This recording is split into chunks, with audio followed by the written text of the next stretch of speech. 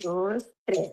Mientras palpite el corazón de una alma hebrea, rumbo al oriente dirigimos la mirada aleluya. No estará perdida la esperanza de 2000 años de ser un pueblo libre en nuestra tierra, la tierra de Dios y Jerusalén. No estará perdida la esperanza de 2000 años de ser un pueblo libre en nuestra tierra, la tierra de Sion y Jerusalén. Gracias, hermanos.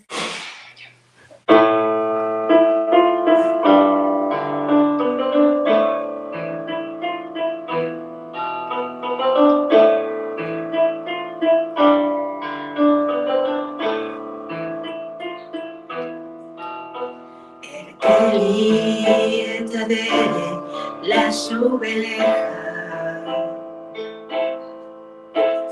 kami kasyati lasciò lion bisloteha adene besuha ehie asa shuba shubeteleha elkayai kulpina shebelibiyem nashi shamatari bekurbi asa shuba shubeteleha elkayai kulpina shebelibiyem nashi shamatari bekurbi atashamiti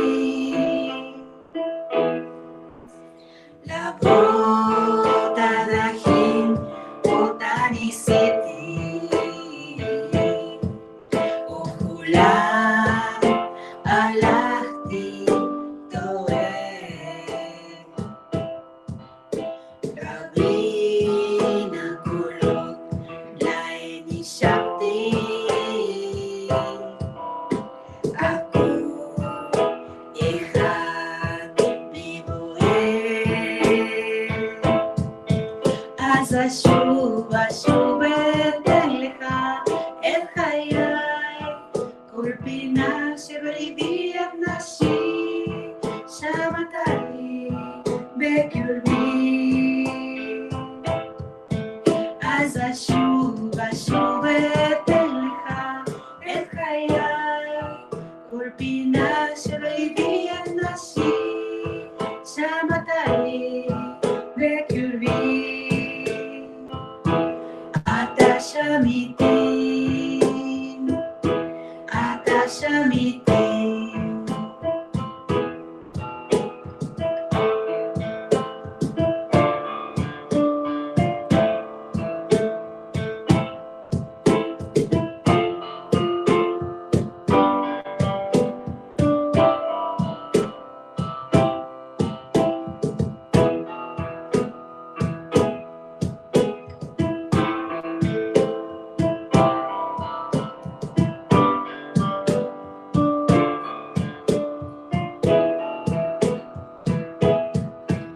asa shuba shubeteleha el hayai kulpina sheberibiyat nashi shamatari bekurbi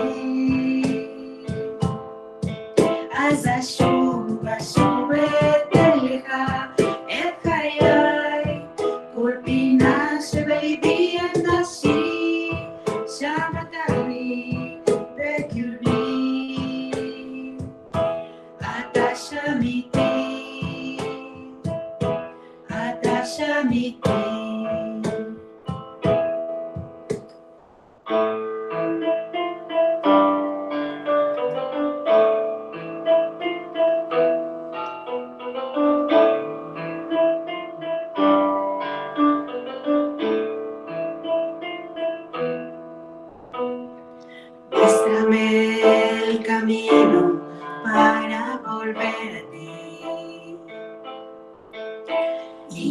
corazón, si es difícil,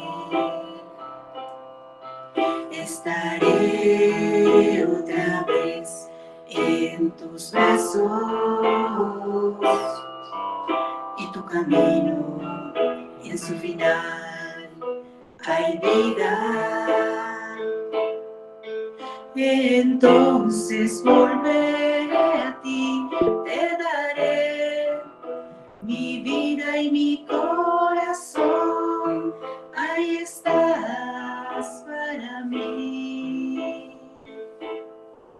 Entonces volveré a ti, te daré mi vida y mi corazón, ahí estás para mí. En mí, de muchas maneras he intentado y en ellas me extravié. Muchas voces yo he escuchado, solo tu voz me quema por dentro. Entonces volveré a ti, te daré mi vida y mi corazón, ahí estás para mí. Entonces volveré a ti, te daré mi vida y mi corazón, ahí estás para mí. En mí, en mí.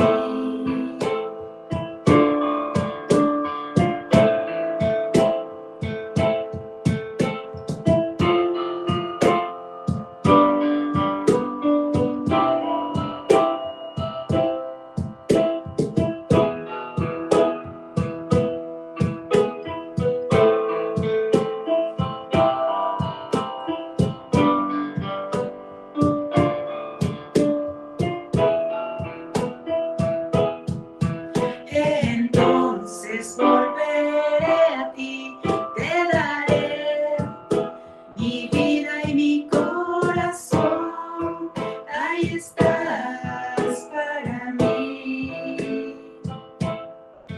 Entonces volveré a ti, te daré mi vida y mi corazón, ahí estás para mí. En mí,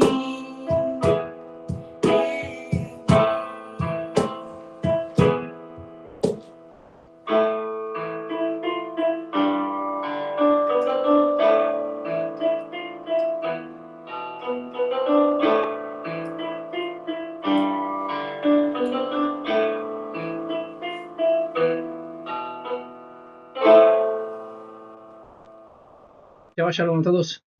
Hace un tiempo presenté un estudio llamado Cuando llegan las dudas, Amalek ataca. Algunos recuerdan este estudio. Se presentó la guerra en Refidim. Básicamente es la historia que se menciona en las escrituras. Fue un estudio sobre el capítulo 17 del libro de Éxodo, que vino después de explicar algunos detalles sobre los capítulos anteriores, es decir, sobre el capítulo 15 y el 16. Fueron tres estudios, tres temas que forman el contexto de la presente tema de lo que voy a compartir en ese día, ¿vale? Estos tres temas anteriores serán las quejas te lleva ante aguas amargas, trata sobre el Éxodo capítulo 15, fue llamado el parte 1. El segundo fue Elim, 12 tribus para 70 naciones, trata el asunto que se describe en Éxodo capítulo 16 sobre obviamente los 12 fuentes y 70 palmeras, que es la parte 2, y la parte 3, cuando llegan las dudas, Amalek ataca, la guerra en Refidim, trata sobre el capítulo 17 del libro de Éxodo. Eso fue la parte 3. En aquel estudio hemos visto que el nombre de Amalek tiene el mismo valor que la palabra hebrea Tafek, es decir, 240, ¿vale? Eso significa que el nombre de Amalek y la palabra duda, que en hebreo significa shafek, es una y la misma cosa, ¿vale? Por eso de aquí el título, cuando Amalek ataca, es decir, cuando llega la duda, Amalek ataca, porque la duda es la consecuencia, es la que abre la puerta para que dé acceso al ataque o a la actividad de Amalek, de este pueblo. Hoy regresaremos una vez más al capítulo 17 para centrarnos en una declaración sorprendente de un juicio absoluto que ha hecho el Elohim de Israel, ¿vale? Pueden tener delante las escrituras, el capítulo 17. Juntaré este actual estudio a los tres anteriores porque forman parte de un mismo contexto y porque pertenece a una misma enseñanza. Entonces, el presente tema, digamos que va a ser la parte 4, ¿vale? Para así, si buscan los audios, sepan que tendrá el número 4. Hay tres anteriores que forman este contexto. Capítulo 15, el 16 y el 17. Presten atención a continuación porque no estamos recordando una mera historia. No vamos a recordar una mera historia de nuestro antepasado, de nuestro pueblo. Estamos estudiando el libro de Éxodo, ¿vale? Libro de Éxodo capítulo 17. Estamos estudiando sobre principios de acción vigentes en nuestros días, ¿vale? Simplemente tengan el concepto que siempre lo presento en la serie de estudio que se llama Profecías al Día, porque estudiamos el pasado para conocer nuestro presente. ¿Por qué? Porque nuestro pasado es el mejor manual de instrucción para saber cómo tratar lo que está sucediendo y lo que está por suceder, lo que tiene que ver con nosotros y con nuestra redención. Bueno, a poco tiempo después de que nuestro pueblo Israel salió de la esclavitud egipcia, tentó a nuestro Elohim y por encima puso en duda si el Elohim viviente estaba en medio de Israel. Con el estudio anterior hemos aprendido que detrás de la realidad de las realidades físicas hay una realidad espiritual y esta no está limitada al tiempo y al espacio, de modo que aquello que sucedió hace unos 3.500 años más o menos sigue siendo vigente para el tiempo en cual nos encontramos debido a su principio espiritual. Por eso todas las leyes de la Torah, todas, ¿vale? Voy a agregar algunas, vamos a hablar en algún momento sobre ellas que en otros contextos he dicho que no son vigentes debido a la condición que no hay templo, no existe el sacerdocio, pero como el conocimiento llega como, o el dat, o la sabiduría también llega como la luz de la aurora, como describen las escrituras, así mismo también la verdad pues se edifica, es como una construcción que edifica piedra sobre piedra, ¿vale? Algún otro día, algún otro momento vamos a hablar sobre algún punto que está en la Torá, se cree que es abolido debido a ciertas condiciones de que no hay templo, pero sigue siendo vigente, sigue siendo activa, exactamente como hemos visto que el Pesaj es vigente en todos los sentidos. No hay nada abolido como se suele interpretar en las redes cristio-mesiánicas del ismo, del mesianismo, donde muchos interpretan, bueno, Pesaj es una festividad ya cumplida. Por el hecho que murió Yeshua no significa que el Pesaj es una festividad vencida, sigue siendo vigente y es obligación para todos nosotros celebrar el Pesaj con todo lo que la ley corresponde e implica, incluso en el propósito que representa el sacrificio del Cordero, ¿vale? Para quien no entiende que cada letra tiene detrás una instrucción espiritual, hay un poder, que hay una enseñanza que hay detrás de la letra. Obviamente quizás algunas expresiones, algunas palabras le suena tan raro como las palabras de los discípulos de Yeshua cuando escucharon a Yeshua diciéndole, el que no come mi carne y no bebe mi sangre no tendrá vida. Entonces, ¿de qué estamos hablando? Es así, ¿vale? Un hebreo debe entender que un hebreo habla en hebraísmos o en términos que son específicos dentro de la cultura y la legislación hebrea, y el hebreo es un lenguaje lleno de metáforas. Asimismo, las enseñanzas que está en la ley contiene instrucciones para nosotros, ¿vale? Por eso, no, si solo van a escuchar la historia, esta presentación como algo que sucedió en la historia, no van a sacar provecho para saber cómo actuar. Solo se van a quedar con un dato de la cultura, de la historia de nuestro pasado, sobre algo, ¿vale? Entonces, hemos aprendido en las tres anteriores partes que la Torá nos enseña que con el tentar y con la duda se abre una brecha en el escudo espiritual, un escudo que protege al pueblo de Israel. Si esta brecha permite que un pueblo que no teme a nada, una estirpe de sin principios, ataque, crea desorden en las filas del pueblo hebreo, e incluso traer la muerte en Israel. Recordemos un poco el contexto. Dice en Éxodo capítulo 17, verso 7 y el verso 8, vinieron los amalecitas y atacaron a Israel en Refidim, ¿vale? Por eso la parte 3 o el estudio número 3 se llamó la guerra en Refidim, y por el significado del gemátrico, de la gematría o del valor numérico del nombre de Amalek, ¿vale? Hemos puesto el título cuando Amalek ataca. Eso es porque llegó la duda. Cuando la duda llega, Amalek ataca. ¿Vale? Vinieron unos amalecitas y atacaron a Israel en Refidim. Moisés dijo a Josué, elígete algunos hombres y sal mañana a combatir contra Amalek. Yo me pondré en la cima del monte con el cayado de Elohim en mi mano. Quédense con estas últimas palabras que están en verso 9, porque hablaremos sobre ellas en una quinta parte, digamos. ¿Vale? En Éxodo 17, verso 14, está escrito que Adonai dijo a Moisés, escribe esto. Es decir, el suceso del ataque sorpresa de Amalek. Adonai dijo a Moisés, escribo esto en un libro para que sirva de recuerdo y haz saber a Yehoshua que yo borraré por completo la memoria de Amalek de debajo de los cielos. Este verso 15 y el 16 dice que después de que se terminó la guerra, Moisés edificó un altar al que puso por nombre Adonai Nisi. Esto porque dijo, básicamente, entonces, la bandera de Adonai está en la mano. ¿Vale? La bandera de Adonai en la mano. Adonai está en guerra y completó. Adonai está en guerra con Amalek de generación en generación. ¿Vale? Adonai Nisi significa Adonai es mi bandera. ¿Vale? La forma corta como se presenta. Moisés dijo, es decir, llamó a aquel altar o a aquel lugar Adonai Nisi, porque es lo que dijo, lo que expresó, la bandera de Adonai en la mano. Y dejó escrito que Adonai está en guerra con Amalek, le dorvador, de generación en generación. Por lo tanto, sigue siendo vigente, ya que esta expresión no tiene límites de tiempo. ¿Vale?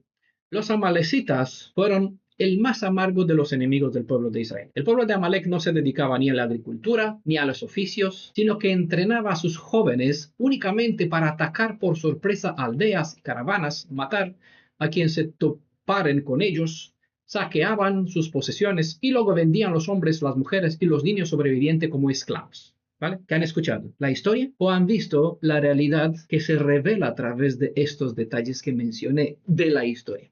Depende del nivel de la sabiduría, del entendimiento de cada uno y de la capacidad del Einaim, de los ojos, que cada uno adquirió. Si no logró ver hasta aquí la realidad en cual estamos viendo a Amalek, pues es bueno que forces tu propia mente, tu propio conocimiento para que se acomode a la identidad que te pertenece como hebreo, ¿vale?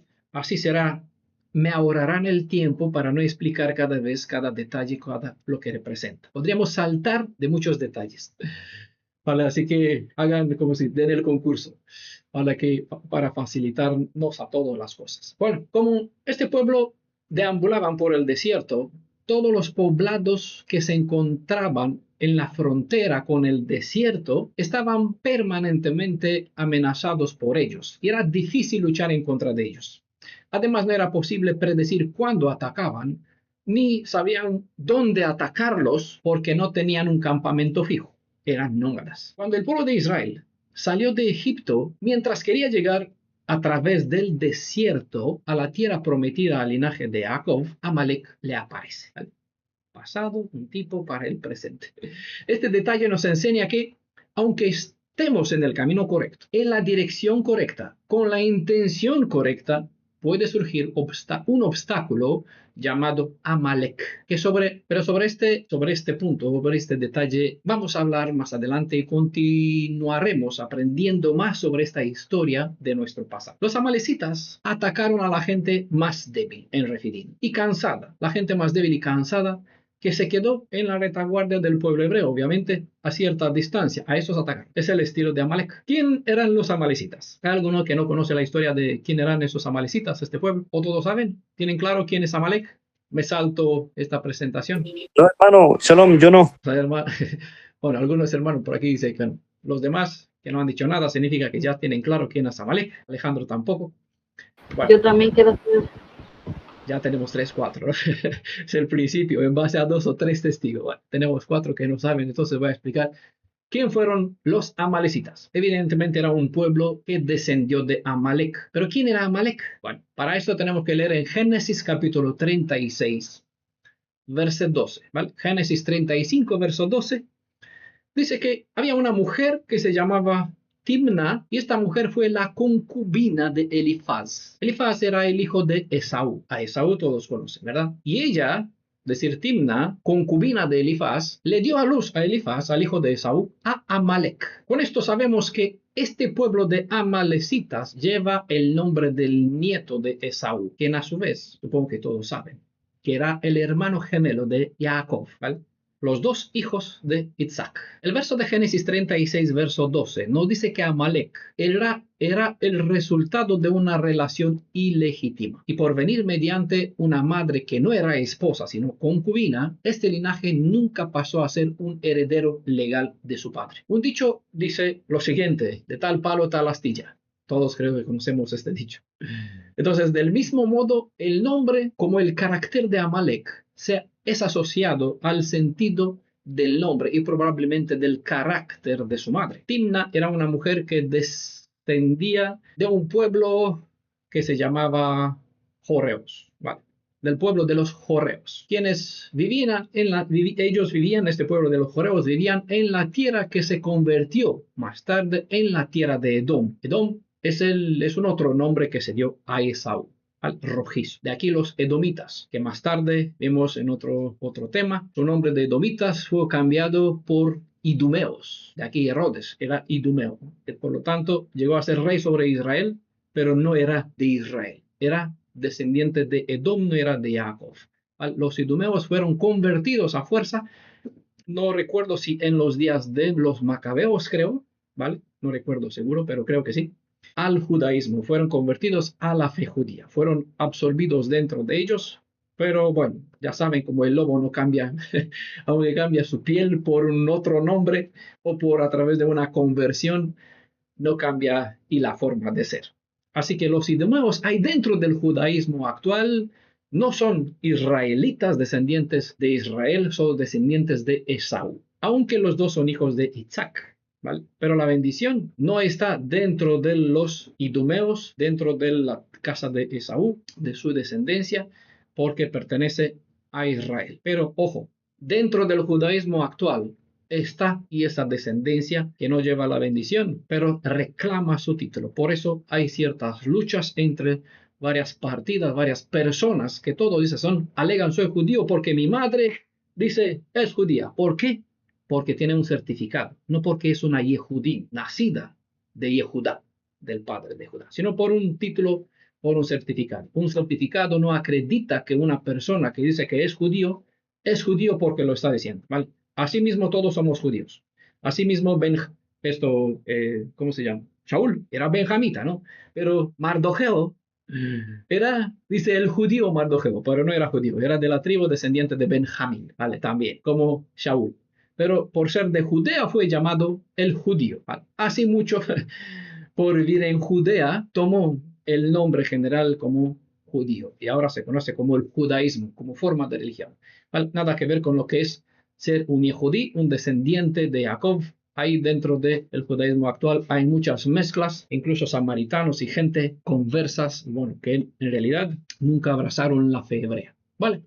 Timna, una mujer de los jorreos, vivía en el lugar, en la tierra que más tarde se convirtió y es conocida en las escrituras como la tierra de Edom, ¿vale? Es decir, de la descendencia de Esaú. Este nombre, Timna, proviene del verbo maná, que significa negar, retener, abstenerse, restringir. No confundan la palabra man con maná. Tan acostumbrado al español, todos conocen el maná que baja del cielo.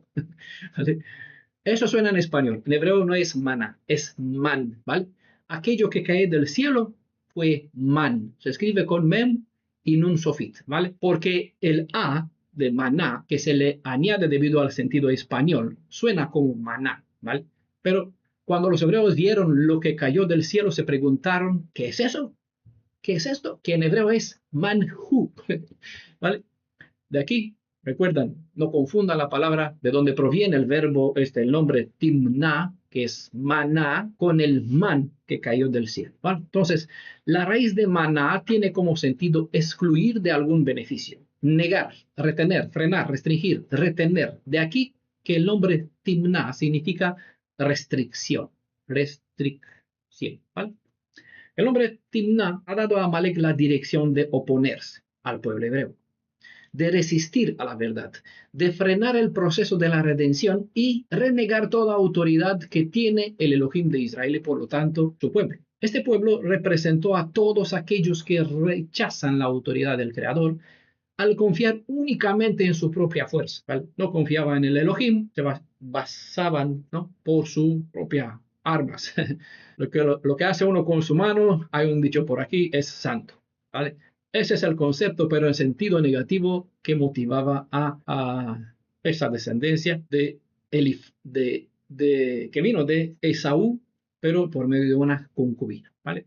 De su hijo, a través de su hijo. Entonces, este pueblo de Amalek representa a todos aquellos que rechazan la autoridad del Creador al confiar solo en su propia fuerza. Con el tiempo, esas características de Amalek pasaron a representar a todos los adversarios del pueblo hebreo. Esos rasgos negativos han sido implementados en la naturaleza de Amalek. Esto hablando del nombre de Amalek y su carácter, que se entiende que desde la perspectiva hebrea un nombre define, entre otras cosas, puede describir el carácter de la persona, de la madre o de la forma de ser del portador. En Éxodo 17 se puede ver que Yehoshua comandó el primer ejército que tuvo Israel en la guerra contra Amalek. Pero también vemos que la historia nos presenta que la victoria, más que por el poder del brazo humano, vino de parte del Elohim viviente. Como la actitud de Amalek. Es interesante este dato, quédese con él, ¿vale? Yehoshua luchó, comandó este ejército, pero aunque importa lo que hizo, lo que hace uno luchando, necesita del apoyo de Elohim, ¿vale? Pero eso no fue suficiente. Vamos a hablar sobre esto cuando llegará un otro momento, ¿vale? Como la actitud de Amalek era una ofrenda contra el mismo Elohim de Israel, él dijo a Moisés que dijera a Yehoshua que esté tranquilo. Eso después de que terminó la guerra, obviamente, le dijo Moisés eso, que aunque mataron a aquellos soldados amalecitas, en Israel debe quedar memoria de este suceso y que Adonai mismo se hará cargo de, si está escrito, raer de todo la memoria de Amalek de debajo del cielo. Dio una seguridad extra a Yehoshua: tranquilo, hiciste tu trabajo, no está completo, yo me encargaré de que esto sea de por siempre, estén de por siempre aniquilados, por completo. A través de Moisés, conforme a Éxodo capítulo 17, verso 14, quedó registrado en el manual de la instrucción de nuestro pueblo, es decir, en la Torah, que este linaje de Amalek debe ser completamente destruido. Así bien, vemos que la Torah asigna tres preceptos al pueblo hebreo sobre Amalek. Vamos a leer el dictado del Elohim de Israel para todos nosotros, para todo Israel, independientemente del tiempo, ya que él dijo generación en generación. Deuteronomio capítulo 25, ¿vale? Deuteronomio 25, versos 17 al 19 dice lo siguiente: recordar que lo que te hizo Amalek cuando estabais de camino a vuestra salida de Egipto, como vino a tu encuentro en el camino y atacó por la espalda a todos los que iban agotados en tu retaguardia.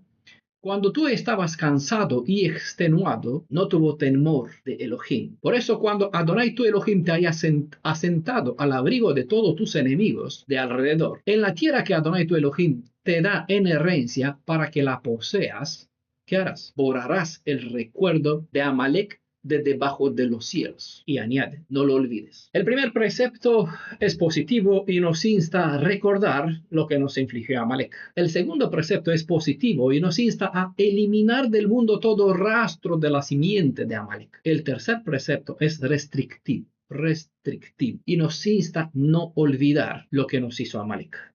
Devorar, eso es contraer. La Torah nos asigna esos mandamientos: recordar, para borrar la memoria de Amalek y no olvidar. Esta es la ley con cual el Creador nos dejó un legado. Nos ordenó destruir de la casa de Esaú solamente a la simiente de Amalek, es decir, varones, mujeres, ¿dónde está el José papá? Aquí él me escucha, pequeños y grandes.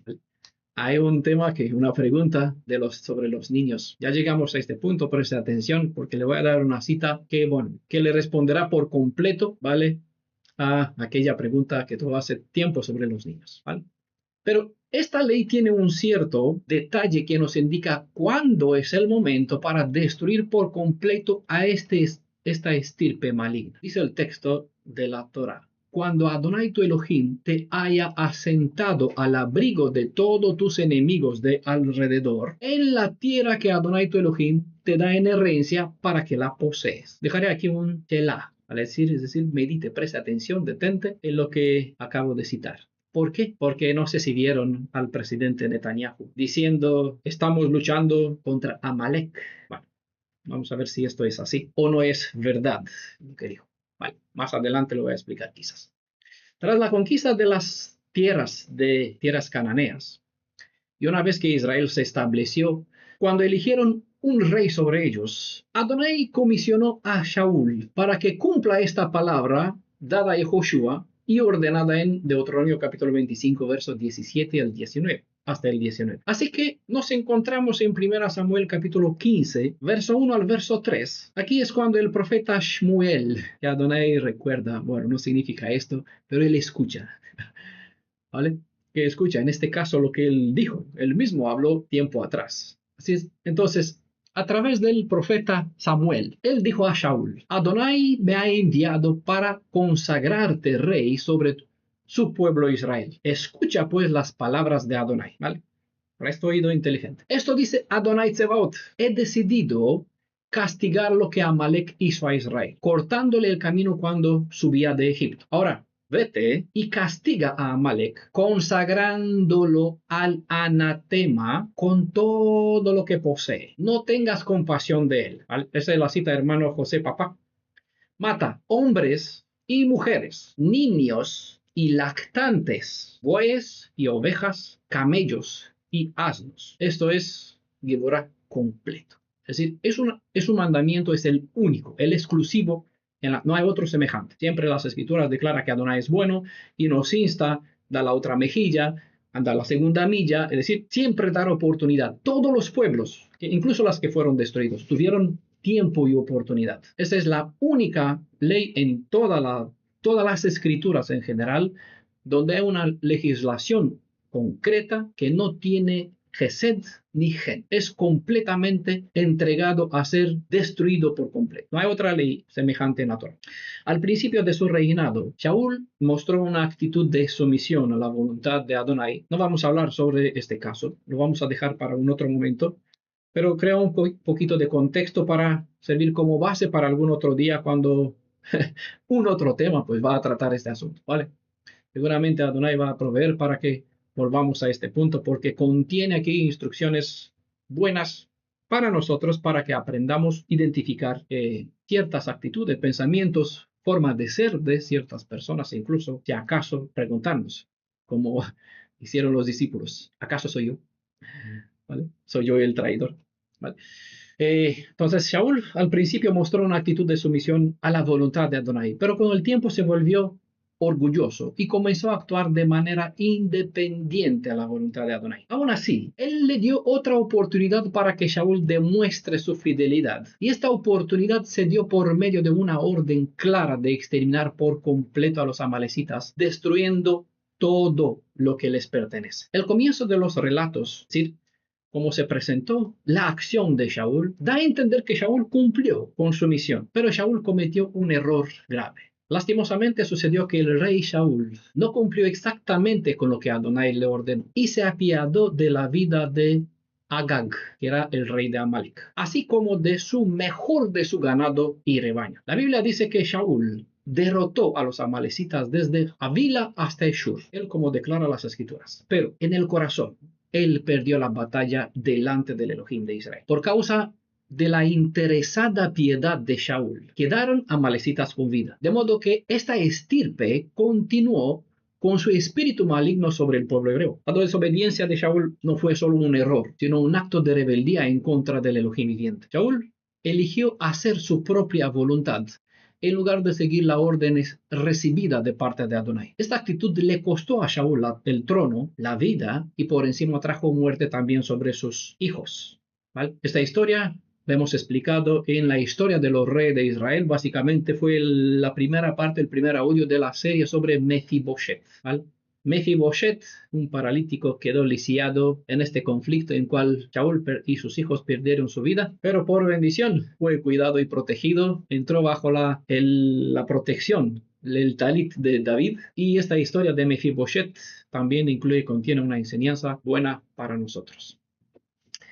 Con el fallo de Shaul, el reinado de Israel pasó a David. Durante los días de David, un ejército amalecita, es decir, mientras Shaul estaba luchando con los filisteos, no sé si recuerdan la historia un momento, un poquito, David tenía que luchar de parte de Achish, el rey de los filisteos, pero esto lo tuvo que despacharle y mandarle de vuelta a su casa, a la ciudad de Tziklag, una fortaleza, una ciudad que se la cedió el rey Achish a David, para que éste se quede allá con sus hombres, con sus mujeres, con lo que tenía.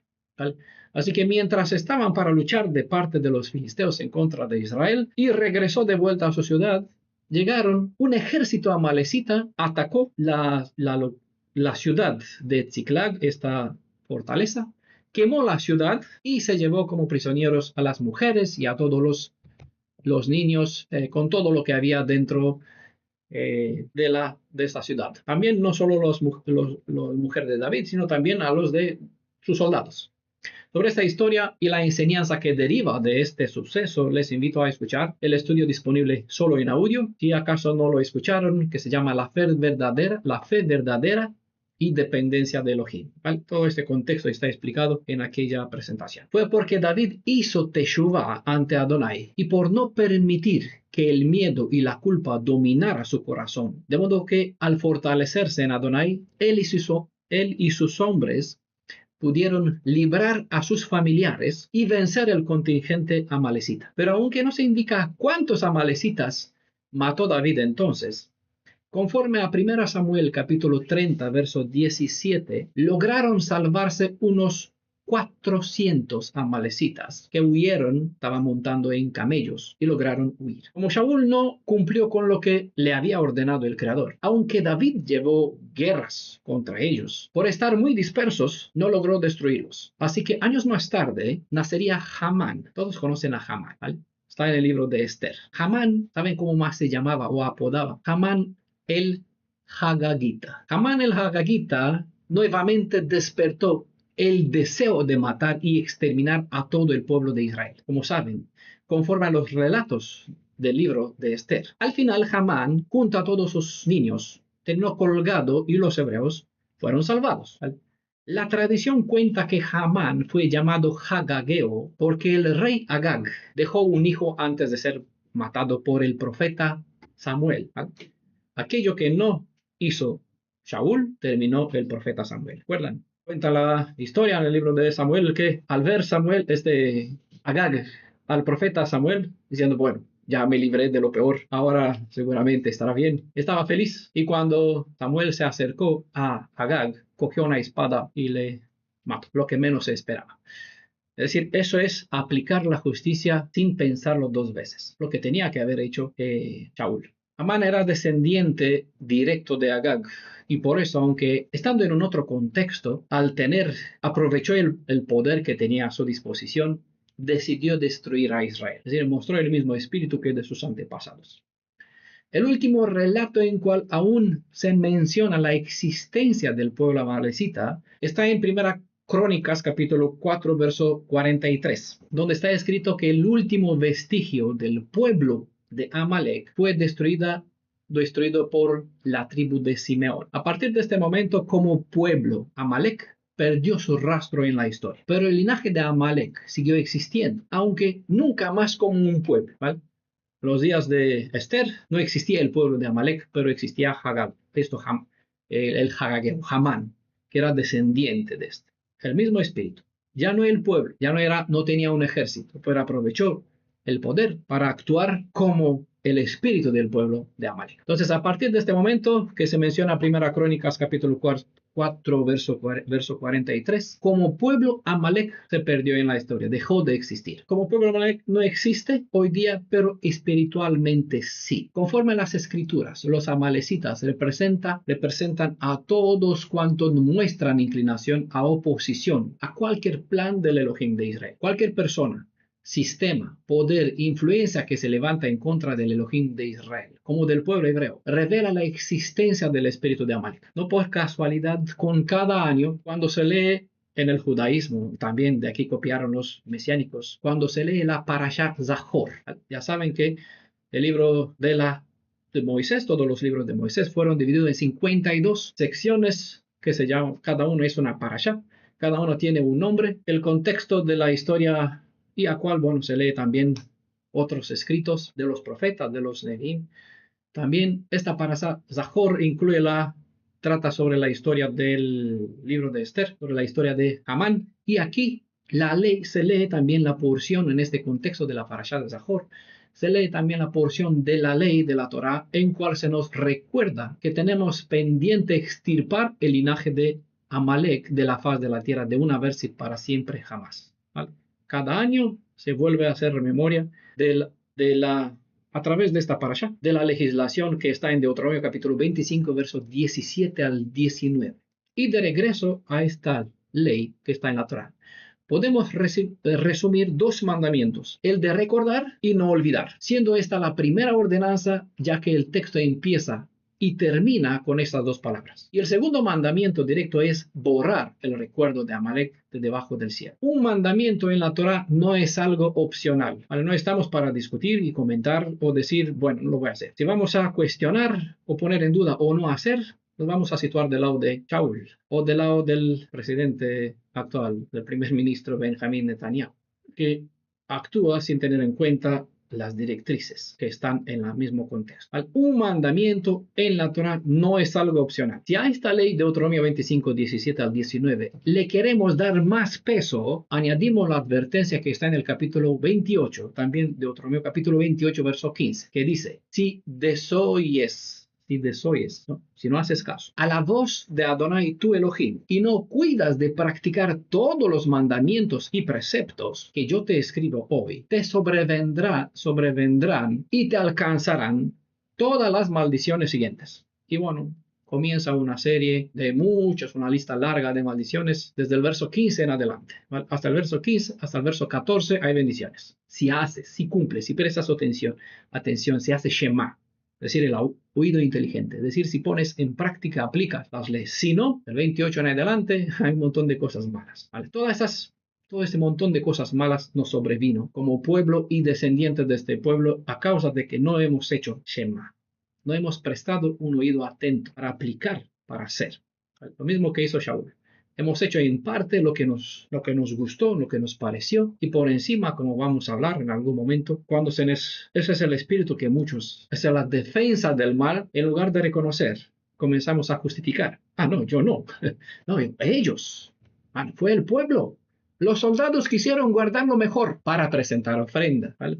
La pregunta de Samuel fue retórica. Él ya sabía la respuesta, que eso es así. Cuando preguntó, ¿así quisiste cumplir? ¿Qué es esto lo que oigo? Es decir, ¿a quién tratas de engañar? Es lo que hizo Shaul, el otro, es decir, el que se conoce como Pablo, ¿no? Cuando fue el caso de Ananía y Zafira. ¿A quién tratas de engañar? A mí, al Ruach, no lo engañas. El espíritu de Elohim no lo engañas. ¿Vale?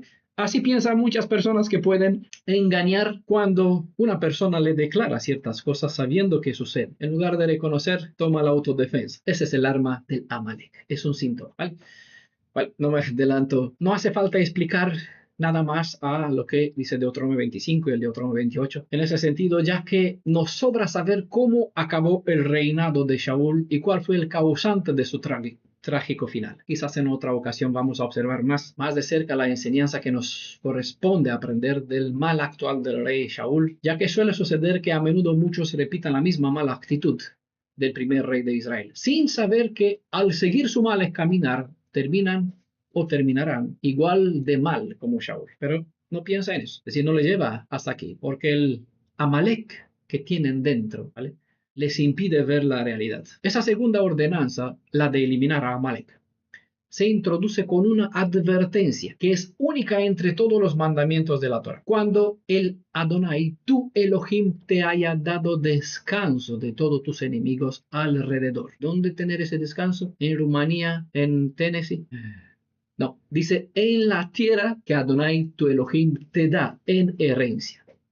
No hace falta comentar, ya sabemos cuál es la tierra esta, que se llama Eretz Israel. Tierra de Israel. No es raro que los mandamientos de la Torah tengan tiempos o lugares previos claramente establecidos. Por ejemplo, pero es fácil citar solo la parte del texto que te gusta, ¿vale? Nosotros aprendemos a tener en cuenta, hacer Shema, ¿vale? Y llamar también, prestar atención a los detalles, porque los detalles o la letra pequeña, ¿vale? Puede cambiar el rumbo de todas las cosas. Por ejemplo, hay muchos mandamientos que solo se aplican en la tierra de Israel. A menudo se introducen con las palabras cuando entras en la tierra. Pero este requisito previo es único, ya que el mandamiento de destruir a Amalek solo se aplica cuando la nación de Israel está perfectamente segura en su tierra y no tiene enemigos activos que la amenacen, ¿vale?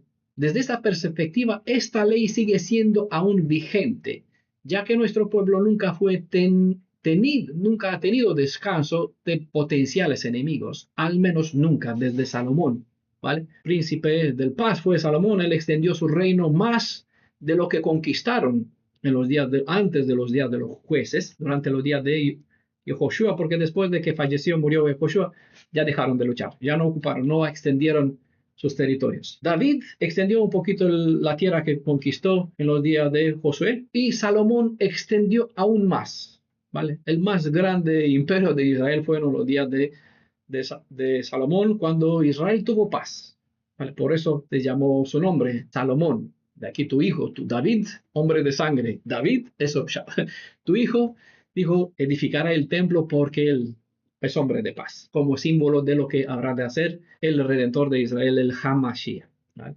¿Por qué menciono este detalle? Si Israel libra una guerra para destruir a Amalek, en un momento en el que Israel aún tiene problemas de seguridad, así mismo como sucede en la actualidad, el verdadero objetivo de la guerra no estaría claro, que cumple el propósito de la orden dada por Adonai en Deuteronomio 25, versos 17 al 19. En tales circunstancias, la mayoría de la gente vería el objetivo de esta guerra como garantizar la seguridad de Israel frente a un enemigo que actualmente se revela por medio de Hamas, ¿vale? Es por esto que Netanyahu vino a decir, cumplimos la voluntad de Adonai. No la cumple, porque no cumple con los requisitos establecidos en la misma ordenanza donde Adonai dijo destruir por completo, ¿vale?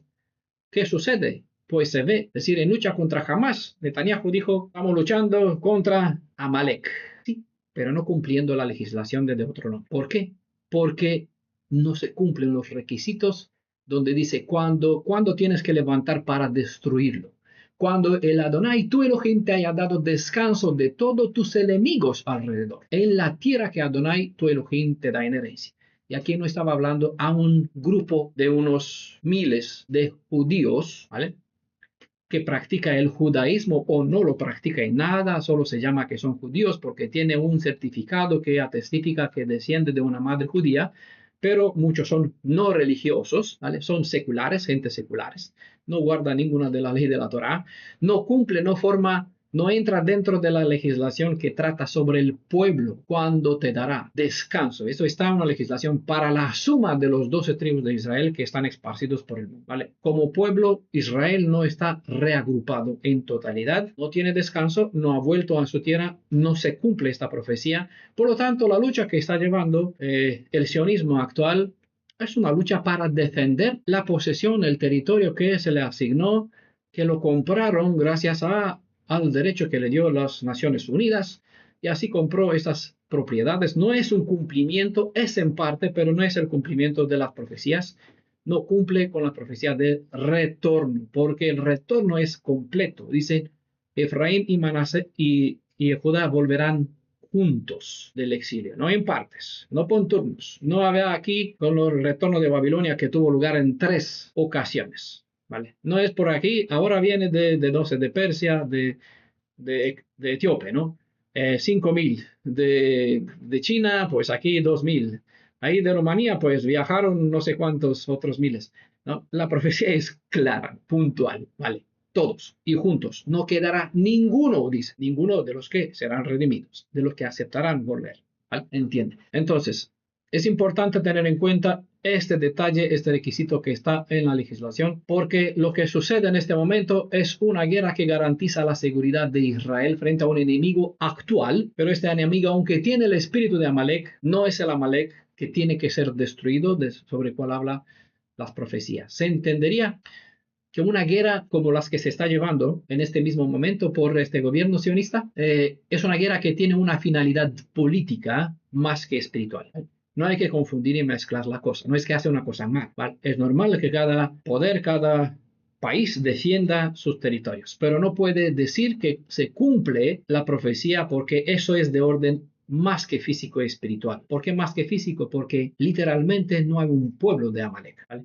Amalek existe, pero aquí está hablando de un contexto en cual hay descanso, es decir, Israel ya ha regresado, en completo hay un descanso. Por lo tanto, nos eleva más de ver una realidad física que no podemos ignorarla a una realidad trascendental superior. Sin embargo, en un momento en que Israel, como está escrito, está a salvo y seguro, no hay necesidad política de una guerra. En tal situación, la finalidad de una guerra contra Amalek está clara para todos. En ese segundo caso, cuando ya no hay una necesidad política ni de seguridad, la única razón para tal guerra es la destrucción del mal representado por el nombre Amalek. Nosotros somos el antitipo de Israel, del Israel que salió de la esclavitud que representa a Egipto. No estamos luchando en contra del faraón, porque esto no está en nuestro poder, sino simplemente estamos huyendo de él. Faraón es el símbolo del soberano de la maldad, un dueño que tiene esclavas las almas como los cuerpos de muchos. El hombre Amalek es otro símbolo que describe a este mismo faraón, es decir, al Hasatán, ¿vale?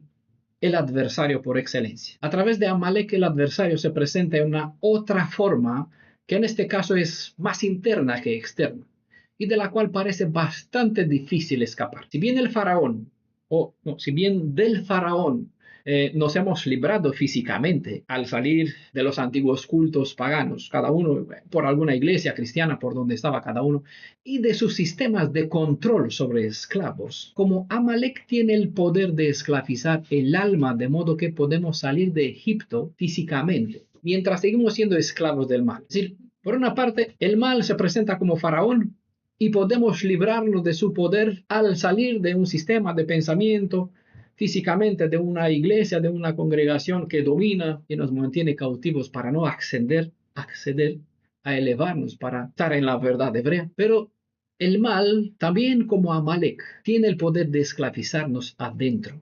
Es decir, hay un Misraim, que significa lugar de estrechez, donde huimos del faraón, saliendo en forma física, pero hay un otro lugar donde el faraón, como Amalek, nos mantiene en una cautividad, en un Misraim, en un lugar estrecho, una prisión que está dentro de nuestro propio alma. Es decir, nos enseña, como vimos en el estudio, si recuerdan sobre, los que recuerdan, lo que hemos estudiado sobre en el libro de Zacarías, sobre los griegos, ¿vale? Si recuerdan, yo recuerdo en algunas partes de lo que hemos estudiado, de las profecías del libro de Zacarías. A diferencia de otras culturas, otros imperios que conquistaba y dejaba aquí soldados para coordinar y controlar a los conquistados, los griegos tenían otro sistema de pensamiento. Ellos no dejaban una guarnición de soldados como hacían los romanos para mantener el orden. Él tenía un sistema de pensamiento en cual enjaulaba a los conquistados dentro de sus propias culturas y establecía el imperio o la cultura griega sobre o la imponían porque los cautivos eran presos dentro de ellos mismos, sin saberlo. Bueno, sí, para más detalles escuchan el estudio sobre la presentación del Alejandro Magno, ¿vale? Cuando se presentó supuestamente para conquistar Jerusalén, ¿vale? Lo conquistó sin derramar una gota de sangre. Y todo el mundo de Jerusalén se sujetó a la cultura griega y se convirtieron en Mityavnim, es decir, unos hebreos con una mente griega, es decir, los encerró dentro de ellos mismos y así llegaron los un error tras otro hasta la destrucción del templo. Eso sucedía con el mal o un faraón, el mismo mal que ya no actúa como un faraón de cual tenemos que huir externo y podemos huir, sino como un Amalek que está interno, nos obra desde adentro de nosotros. Entonces, a través de Amalek, el adversario se presenta de una otra forma, que en este caso es interna, no es tanto externa. Y de este estado de cautiverio interno es más difícil de escapar, como la salida física de una iglesia. Dice, ya no soy cristiano porque yo no creo en la Trinidad, pero estoy bautizado en nombre de Jesús. Entonces, pertenezco. ¿Jesús a quién pertenece? Pertenece a la Trinidad, no puede separarlo, porque Jesús es Tamuz, y Tamuz es hijo de Semiramis. Y Tamuz no es más que Nimrod. Entonces forma parte de un bloque el concepto de Jesús, a cual tú perteneces. Por lo tanto, estás bautizado en nombre de Jesús, perteneces al cristianismo, aunque dices, yo he salido del cristianismo, ya no soy cristiana, ya no voy a la iglesia. Eso es lo que sucede, que la gente está cautivada, lleva a Sodoma, a Gomorra, lleva a Egipto, a Babilonia dentro de su corazón, aunque dice, yo salí como la mujer de Lot, que salió de Sodoma y Gomorra, pero su alma estaba en Sodoma. Así muchos que salieron de Egipto tenían al Egipto dentro del alma, a pesar de que tenía legislación que en la Torá le decía, no mires atrás, no vuelvas por el camino. Regresaron, miraron y volvieron a Egipto porque tenían el corazón todavía, o el Egipto estaba dentro de ellos.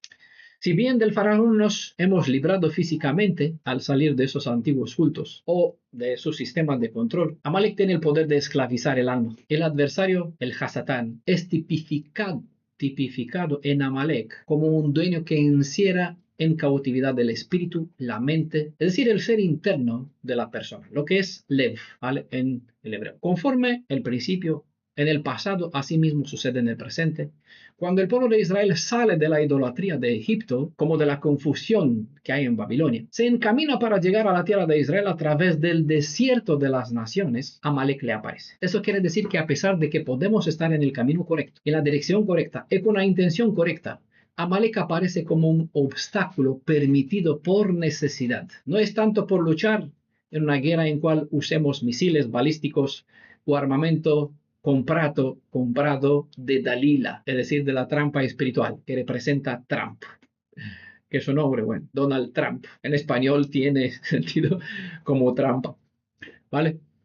Este adversario, al ser interno, requiere de un otro tipo de armas, que la mencioné en la cita que cité, la vara de Elohim. Necesita de otro tipo de arma, que es la vara de Elohim, para derrotarlo de una vez y para siempre jamás, aunque no es suficiente tener en la mano la vara de Elohim.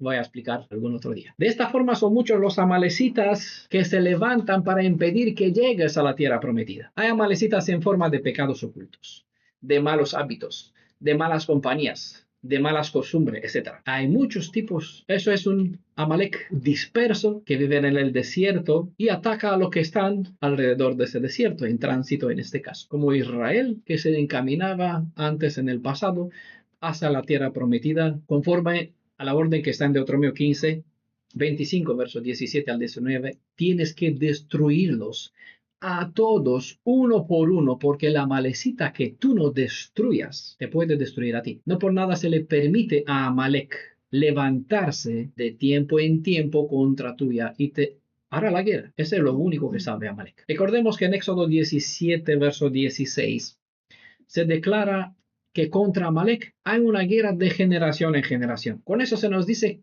que la guerra contra Amalek continúa hasta el último momento de la redención, de la restauración. Y nadie será capaz de vencerlo por sí solo, por lo raro que pueda parecer. Como tendemos a no ser fieles a nuestro propio compromiso, Adonai despierta a Amalek de vez en cuando en contra de nosotros para obligarnos a acudir a él en busca de ayuda. Siempre que me acerco al Creador, recibo la fuerza para luchar en contra de Amalek. Hay detalles que nos presentan qué tipo de armas y cómo podemos vencer. Vamos a hablar en otra ocasión sobre eso. La guerra física narrada en la Torah nos revela que la verdadera guerra en contra de Amalek es interna. Amalek es nuestro deseo más íntimo y egoísta, y es el enemigo ideológico en nuestro camino hacia lograr elevarnos espiritualmente hablando, a fin de conectarnos con el Creador. El objetivo final de la ley de la Torah con respecto a Amalek es el de acabar de una vez y para siempre jamás con el reino de este adversario. En metáfora, la figura de Amalek representa la fuerza del mal que se opone a toda actividad de bien. Y por este sentido, Amalek no representa una persona física que debemos buscar para destruirla, sino que representa toda una inclinación, representa toda inclinación negativa que poseemos. Amalek es como un virus, esparcido por la fuerza del mal, esta semilla del mal de la palabra del sembrador, cizaña, ¿no? Y cual enferma, este virus enferma a la gente tanto en forma física como también a nivel mental, espiritual. Todo tipo de miedo, egoísmo, complacencia, envidia, traición, el engaño, el abuso, el robo, el asesinato en sus dos formas, física y espiritual, son solo algunos de los síntomas de este virus llamado Amalek. Por representar a Amalek, un poder espiritual, no podemos luchar en su contra con violencia de los misiles balísticos o de las armas de los Estados Unidos o de alguna espada, sino que debemos usar la estrategia de una lucha a conciencia. El nombre hebreo de Jonás, todos conocen este nombre, la historia de Jonás. No vamos a hablar sobre ella, es un capítulo corto, son pocos capítulos en el libro de Jonás. Este nombre de Jonás, no sé si el hermano José puede escribir, está por aquí, no está, ¿vale? Hermano José, papá, si viene José, a ver si le dice si puede ayudarme con la pizarra para escribir 3 letras. ¿Puedes, José? Vale, solo un poquito, no hay mucho, pero necesito que me ayudes con 3 letras para que así los vean todos, ¿vale? El nombre hebreo de Jonás se escribe con 4 consonantes, Yod, Vav, Nun y Hei. ¿Vale? Esos son las 4 consonantes. Este nombre, formado por 4 consonantes, Yod, Vav, ¿vale? Esto parece un Nun, ¿vale? Jonás, no es mujer. Es Jonás en hebreo, pero bueno, lo dije en español como se lee aquí, ¿vale? Jonás se escribe con Yod, Vav, Nun y Hei, ¿vale? Este nombre comparte con el apelativo del Elohim de Israel 3 consonantes, ¿vale? 3 de 4 consonantes del nombre de Jonás están dentro del apelativo de 4 consonantes del Elohim de Israel, Yod, Hei, Vav, Hei, ¿vale? Entonces, si tomamos las primeras 3 consonantes del nombre de Jonás, ¿vale? Hey, bueno, todos saben, deja hermanito esto. Todos saben cómo se escriben las 4 consonantes, Yod, Hei, Vav, Hei.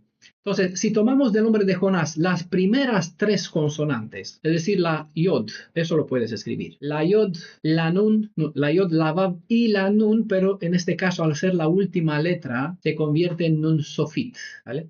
Yod, Vav y Nun Sofit. Por aquí es bien como hiciste al Vav, solo que más largo. Es como la Vav exactamente como hiciste, pero más largo todavía. ¿Qué dices?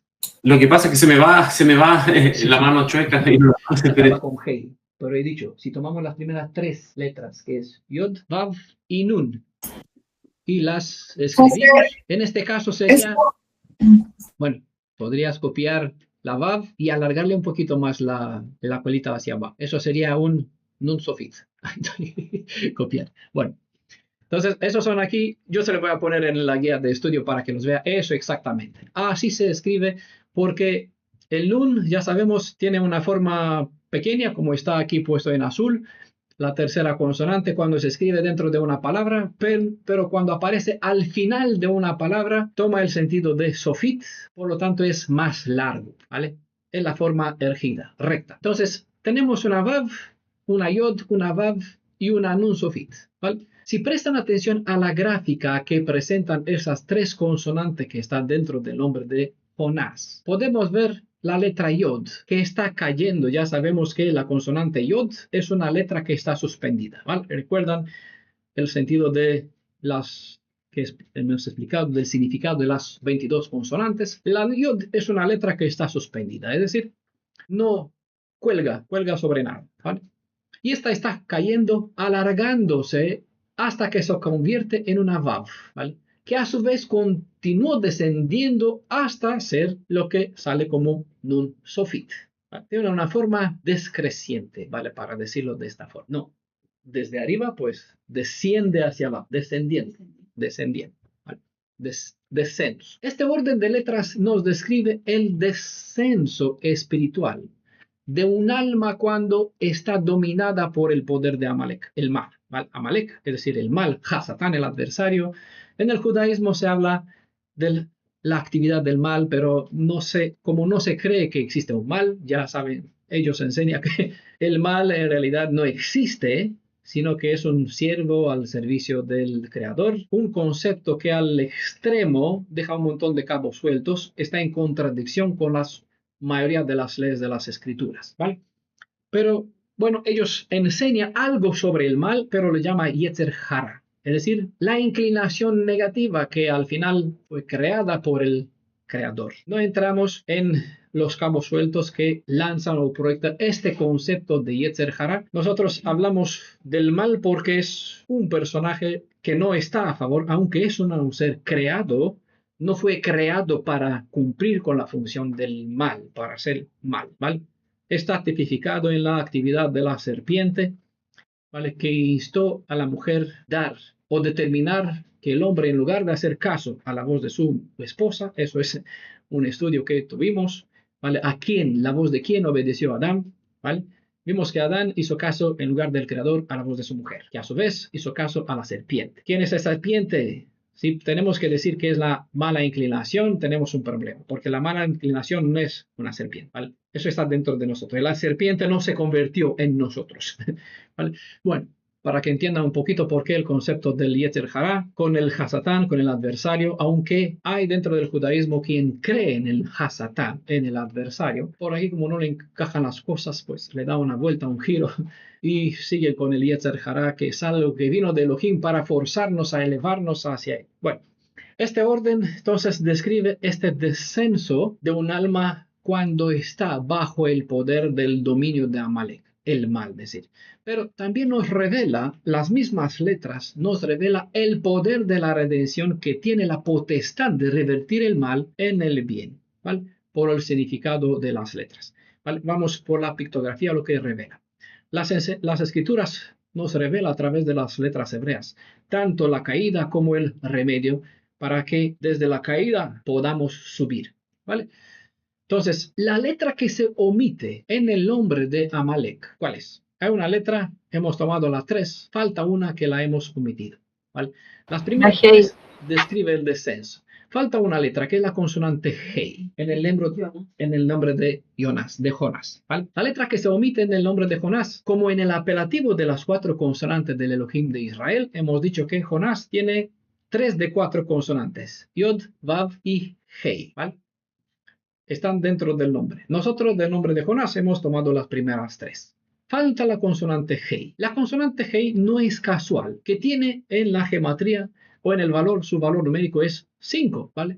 ¿Por qué? Porque este número 5 describe los 5 sentidos que posee el ser humano, el cuerpo humano. En este contexto, donde Yod, Vav, Nun, en este caso Sofit, describe el descenso de un alma que está bajo la potestad de Amalek o en cual se encuentra dominando Amalek, el número 5 o la consonante Hei describe el descenso de la Yod hasta Nun Sofit. Nos revela que el mal o el poder dominante de Amalek afecta a los 5 o todos los sentidos del ser humano. Por esto, si no logramos destruirle, él terminará destruyéndonos. Tengan en cuenta que la gematría de estas 3 consonantes Yod, Vav, Nun es 10, 6, 50. ¿Vale? Entonces, la suma de esas 3 consonantes que hemos tomado del nombre de Jonás, Yod, Vav, Nun, ¿vale? El Nun normal, tiene como valor el número 66, ¿vale? No se vayan por pensar en 666, ¿vale? Las 3 consonantes, valor reducido de 66. Quédese con esta. En hebreo está la palabra galgal. Se escribe con Gimel Lamed, Gimel Lamed, que significa rueda. Y el valor numérico de esta palabra también es 66. Gimel Lamed, Gimel Lamed, ¿vale? 3, 3, 30, 30, 66. ¿Vale? De esta palabra galgal, que significa rueda, se obtiene la palabra Gilgul, que se refiere a un ciclo, que en este caso nos indica que estamos propensos a repetir la historia. Es algo cíclico. ¿Vale? Encontrarán que se le da el sentido de reencarnación. ¿Vale? No vamos por esta senda, por esta pista, porque el concepto de reencarnación no es hebreo, es gentil, pero lo encuentra dentro del judaísmo místico cabalístico. Bueno, lastimosamente, muchas cosas tomadas de otras culturas han sido asimiladas dentro del judaísmo actual y en ese sentido, Gilgul tiene el sentido se le da el sentido de reencarnación, ¿vale? Es un ciclo. Lo dejamos con ese sentido. Galgal, rueda, Gilgul, ciclo. Por lo tanto, las escrituras, esto es el principio, nos revela que no hay nada nuevo. Todo lo que está sucediendo ya pasó. Es el concepto que siempre presentamos en la serie Profecías al Día. Por lo tanto, lo que sucede ya sucedió. Si estamos viendo lo que sucedió, entendemos el presente, estamos preparándonos para afrontar el presente y también resolver el futuro o en cambiar, rectificar y aprendemos de la historia del pasado. ¿Vale? Galgal 66, el mismo valor que las tres consonantes que forman el nombre, primeras tres que forman el nombre de Jonás, ¿vale? Que a fin y al cabo, la forma pictográfica de las tres consonantes revela el descenso, ¿vale? Y la palabra asociada a la palabra, esas tres consonantes con su valor 66, Yod, Vav, Nun, asociado o en relación con la palabra Galgal y de donde Gilgul, ¿vale? Entendemos que hay un ciclo donde hay una repetición de las cosas. Y de aquí nosotros tenemos que aprender. Si recuerdan la historia del profeta Jonás, está escrito sobre él que ¿qué hizo? Huir del encargo que le dio el Elohim de Israel. Tuvo un encargo, pero tomó otra decisión de hacer lo que él quiso. Y este deseo interno de no cumplir se manifestó a través de su huida. Dice las escrituras que él, al huir del encargo que el Elohim de Israel le dio, descendió en la parte baja de un barco. Entonces, donde dice que Jonás, en Jonás capítulo 1, verso 3, ¿vale? Pueden leer la cita así, pueden ubicarse. Donde dice que Jonás, vale, voy a cerrar esta pantalla, se quedan con las letras, ya lo tienen. Donde dice en Juan capítulo, en Jonás capítulo 1, verso 3, dice Jonás descendió, bueno, cito las palabras clave del verso, Jonás descendió en un barco. En el texto bíblico aparece la palabra Aniyah, ¿vale? Esta palabra se escribe Aleph Nun Yod Hei, ¿vale? Aniyah es la palabra para decir barco. ¿Dónde descendió? Yod Vav Nun, descenso. ¿Dónde descendió? Dice que en un barco. Aniyah es la palabra que sale en el texto hebreo, ¿vale? Juan 1.3. Jonás 1.3. Jonás. Si van al diccionario, van a ver que la palabra original no es Aniyah, sino es Oniyah, y se escribe con Aleph, Nun, Yod, Hei. Es decir, se escribe igual, solo que se lee diferente, ¿vale? En el texto, si van a la Biblia, un interlineal, verán que en el texto hebreo, en Jonás 1.3, está la palabra Aniyah. Pueden ir al diccionario, hay ediciones interlineales que tiene el diccionario Strong o alguno, verán que la palabra original tiene las mismas letras, solo que se lee Oniyah. Y la palabra hebrea Oniyah significa, básicamente o literalmente, barco. Pero las mismas letras hebreas, Aleph, Nun, Yod y Hei, puede ser leídas como Aniyah, que significa lloro, tristeza, lamento. A pesar de que Oniyah y Aniyah son dos palabras con raíces diferentes, en la poesía hebrea se juega con esta ambigüedad donde un barco, Oniyah, puede ser símbolo de un alma gimiendo que se asocia a un barco zarandeado por la tempestad. De este modo, el descenso de Jonás en el fondo del barco, cosa que es ilustrada por medio de las tres consonantes Yod que están en su nombre, Yod, Vav, Nun, Nun Sofit en este caso, es la última, describe el descenso del alma de la persona que se hunde en tristeza y lloro cuando se aleja de cumplir la voluntad del Redentor de Israel. El Elohim de Israel envía a Jonás a Nínive a cumplir una misión, pero esto hace caso omiso al mandato de Adonai. En vez de hacerle caso a la ordenanza de Adonai, ¿qué está haciendo? Es lo que está escrito. Jonás se dirige a una ciudad que se llama Yafo. Esa ciudad es la que en la actualidad se conoce como Haifa. Haifa, creo que así se pronuncia, ¿vale? Yafo se escribe con Yod, P y Vav. El nombre Yafo es un nombre interesante. Por eso no es casual que se menciona esos dos datos y esos nombres. El nombre Yafo significa hermoso, de aspecto agradable, bello. ¿A qué le suena? ¿Tú sabes? ¿A qué le suenan estas palabras de aspecto agradable, hermoso, bello? A la primera fruta, como Eva vio a la manzana. Exacto. Por la La manzana, no la fruta. La fruta, no la manzana, no se nombra qué tipo de árbol era. Por la similitud de este significado de lo que representa el nombre de esa ciudad, Haifa, la moderna Haifa, hermoso, de aspecto agradable, bello. El caso de Jonás es asociado al caso de la mujer de Adán. Tanto Jonás como la primera mujer, Eva, se dirigieron hacia algo agradable a la vista, ¿sí? Algo que le parece bien a uno. Adonai tiene una dirección, un camino establecido, una ordenanza, pero en lugar de hacer lo suyo, hago lo mismo. Voy donde es más agradable. No me pone en conflicto, en problemas con los demás ni conmigo mismo, porque cuando comienzo la guerra contra Amalek, por aquí hay llagas, hay cortes, hay pérdidas y no es placentero. El diablo no es tonto, él sabe, por eso lo dijo siempre repito esto, porque es lo que dijo a Job, toca su carne, su piel y ya verás. Entonces, a cada uno cuando se toca su piel, lo suyo, ahí comienza todo sistema de defensa, de justificaciones, ¿no? Escudos, yo no, el otro, bueno, tirar dardos en otras partes, desviar la atención. El caso de Jonás y la mujer de Adán se dirigieron hacia algo agradable a la vista. Así aparece en Génesis capítulo 3, verso 6. En ambos casos, el resultado final de mirar o dirigirse hacia algo que parece bello nos revela una caída, un descenso del alma. Cuando un alma elige tomar otro camino que el que le marca la voluntad del Elohim viviente, nos encontramos con el poder del egoísmo, donde uno sobrepone su propio deseo por encima de la ley del Creador. Es lo que hizo Shaul, básicamente. El resultado de esta acción, y él lo hizo con buena intención, no con mala intención. Por eso está un dicho, que el camino hacia el infierno está pavimentado con buenas intenciones. El resultado de esta acción termina con de mirar hacia lo bello, lo atractivo, lo hermoso, ¿vale? El resultado de esto cuando la gente se siente bien, de los me gusta, aplausos, ¿no? Lo que quieren cada uno, los seguidores, la cantidad, wow, qué impresionante, qué hermoso, querido, tal, ¿no? Eso es mirar hacia lo bello. El resultado de esta acción termina con la separación de la conciencia del hombre de la conciencia del Creador. Crea una brecha. ¿Y, hermano Paro, quiere decir algo? Bueno, me da tiempo para tomar un trago de agua, ¿no? Se equivocó, pero... Bueno, cuando un alma elige tomar otro camino que le marca el Creador, lo que sucede, hay una separación entre la conciencia de la persona, la mente de la persona y la mente de la conciencia de Elohim, de Adonai. Lo que resulta interesante es que el valor numérico de la palabra barco o bien tristeza, las dos palabras se pronuncian diferente, pero se escriben con la misma letra, Aleph, Nun, Yod, Hei, ¿vale?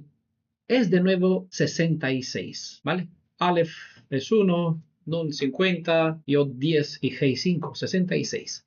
Con eso observamos que las tres primeras letras del nombre de Jonás, es decir, Yod Vav y la Nun Sofit, revelan que el descenso espiritual en el fondo de un barco trae el lloro, el lamento y la tristeza. La gematría nos confirma que esta realidad espiritual por medio del valor común entre las primeras tres letras del nombre de Jonás y las palabras para barco y yo, que es 66. Sí, hermana Irina. Quería preguntarte, Daniel, ¿en qué verso específicamente aparece esa palabra de barco y descenso en Jonás? Capítulo 1, verso 3.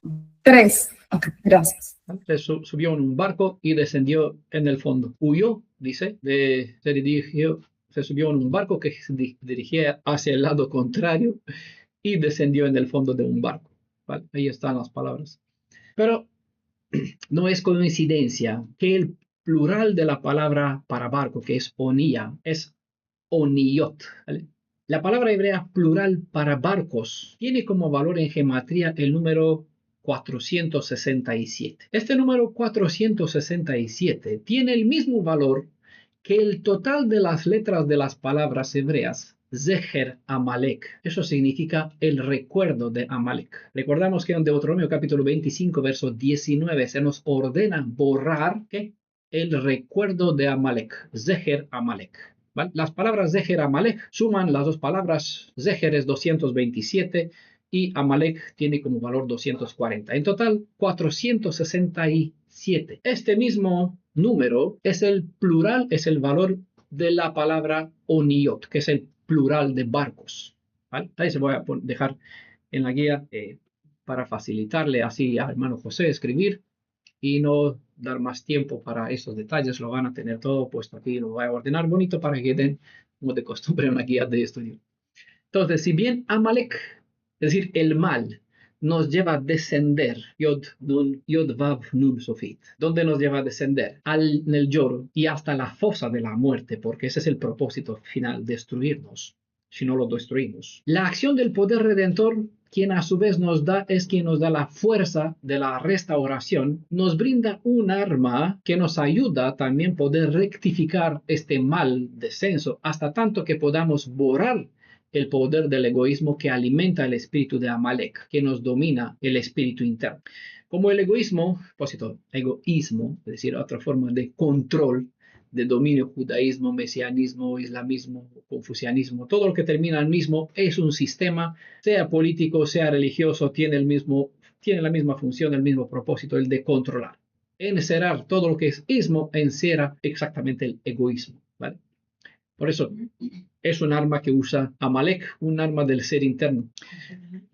Su propósito es controlar y separar de Elohim, ¿vale? Eso te hunde para al final destruirte y te destruye por crear esta brecha. Como el egoísmo es algo pegado a nuestro ser interno, hasta que uno no se dispone a separarse de su yo interior, no siente esta resistencia, esta hostilidad, ese odio hacia la naturaleza adversa de un Amalek interno. Uno debe descender. ¿Dónde? Adentro de sí mismo.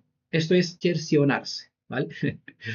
La palabra que aprendí de Irina, cercionarse, ahí ya la escuché por primera vez, o cercionarse. Uno debe descender. ¿Cómo? Eso que has dicho. Cercionarse. Descender adentro de sí mismo para hacer un chequeo, escudriñarse, para ver cuán profundo se encuentra Amalek cuán profunda se encuentra Amalek escondido en todos los aspectos de su ser. Necesitas el Ain bien abierto, bien claro para profundizar en el Maim. ¿Vale? Como un pez puede sumergirse, como un Nun sumergirse en la Mem, es decir, en el profundo de su ser. ¿Vale? Hablando en lenguaje que puede sonar cabalístico. ¿Vale? Uno debe descender adentro de sí mismo para ver dónde se esconde Amalek en todos los aspectos de su ser. Escudriñame, decía David. Vale. La Yod es una mano abierta. Hemos dicho que Yod, Nun, Yod, Vav, Nun, Sofit, por una parte describe el descenso, pero por otra parte también revela el poder de la restauración. ¿Vale? ¿Por qué? Porque la Yod es una mano abierta, a diferencia de Kaf, ¿vale? Que es una mano que ofrece Gesed, que es abierta.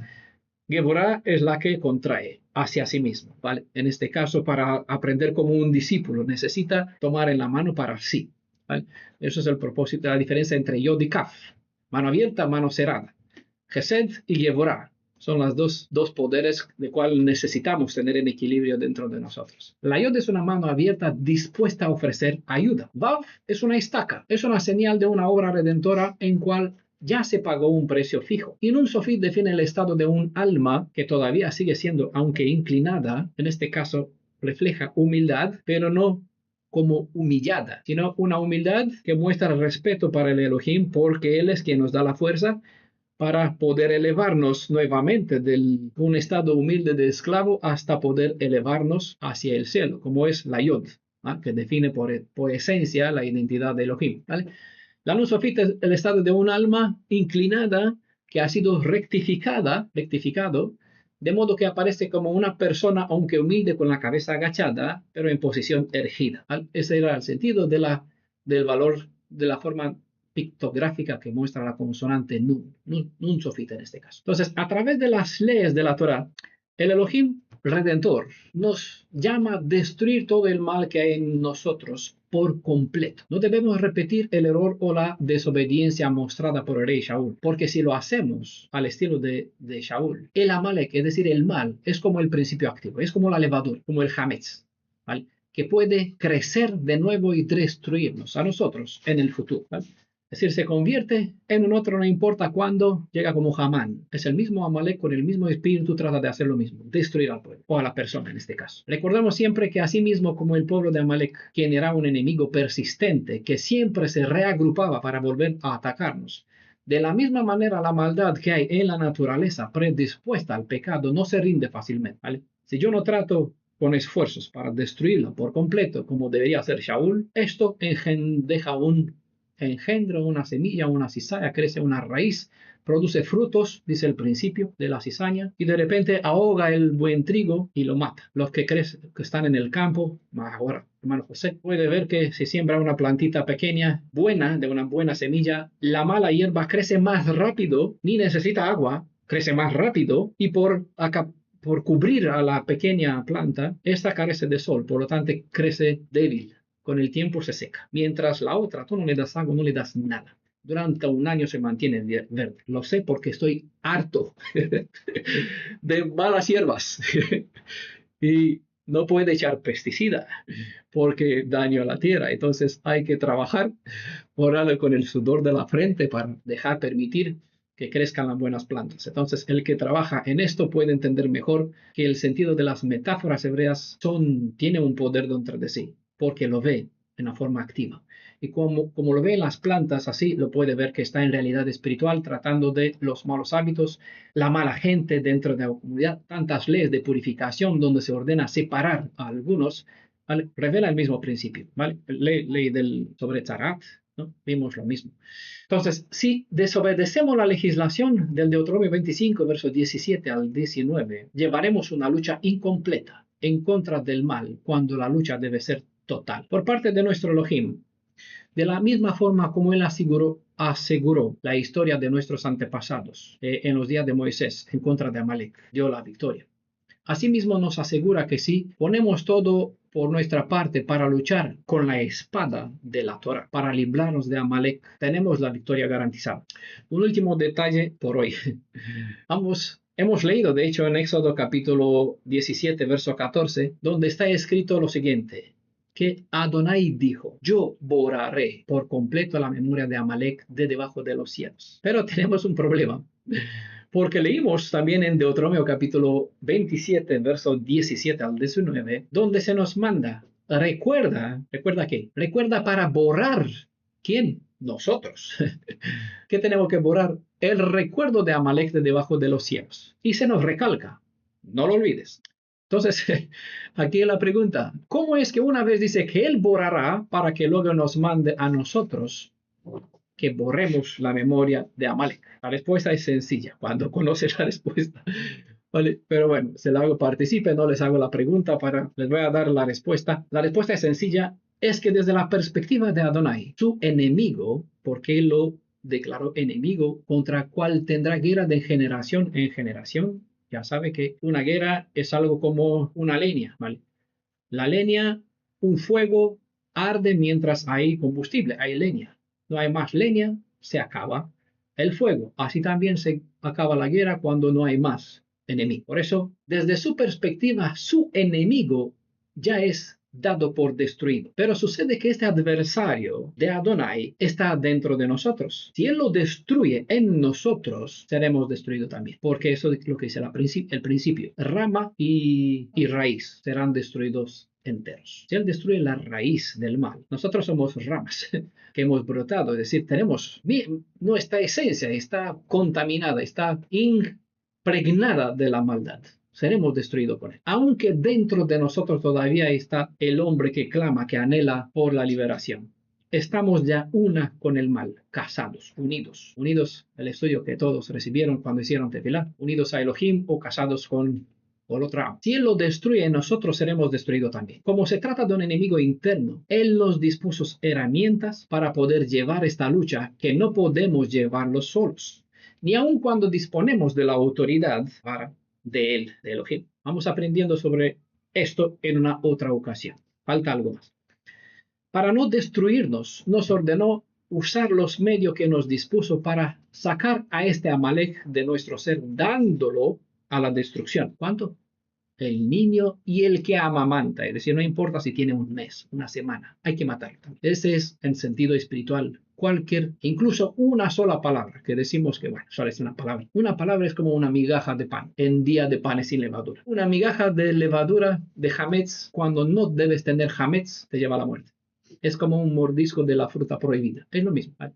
Entonces, para no destruirnos, nos ordenó usar los medios, las herramientas que nos dispuso para sacar y destruir a Amalek ahí dentro, como hemos elegido, aunque no nosotros, pero hemos tomado la elección en nuestros padres, dejar que este huésped indeseable, este parásito, este virus indeseable, entrar a tomar dominio sobre nosotros, este Amalek. Nos toca esforzarnos con la ayuda de Adonai, y no solo, a terminar la parte que nos corresponde en la destrucción de este enemigo espiritual. Termino citando las palabras del Elohim de Israel que está en 1 Samuel capítulo 2, verso 30. 1 Samuel capítulo 2, verso 30. Está en el contexto de lo que alegó en su defensa Shaul.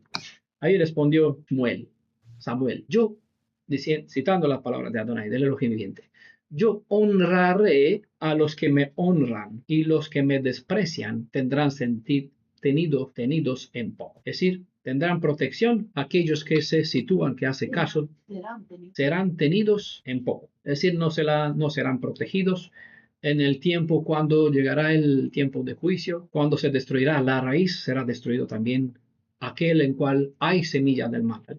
Bueno, no voy a decir que aquí termino este tema, esta presentación, lo voy a dejar como continuará, porque ahí mencioné ya demasiados detalles y son puntos importantes sobre el cual tenemos que volver. Porque aunque sabemos que hay una ordenanza donde debemos sacar a Amalek que llevamos dentro, necesitamos saber con qué arma podemos destruirlos, ¿vale? Hay métodos, está en el mismo capítulo 17, vamos a volver una vez más a él y en algún otro momento vamos a continuar con esto que sucedió con Shaul, ya que se relaciona también con procederes, con actitudes que es bueno aprender para no hacer, ¿vale? La Torah nos da leyes, instrucciones que debemos hacer, es decir, son leyes positivas, y leyes negativas, es decir, cosas que no debemos hacer. ¿Por qué? Porque así hemos pedido desde el principio. Fue en el engaño que hemos elegido, saber el bien y el mal. Entonces, para estar en la verdad es imprescindible conocer el bien, también vamos a conocer el mal, ¿vale? Más bien nosotros conocemos el mal, necesitamos conocer el bien para saber contrarrestar el mal y así librarnos de él. Bueno, hay canciones para final, así que yo apago el micrófono, os dejo para que terminen con las alabanzas y después el turno a preguntas, comentarios y todo lo demás como tenemos de costumbre.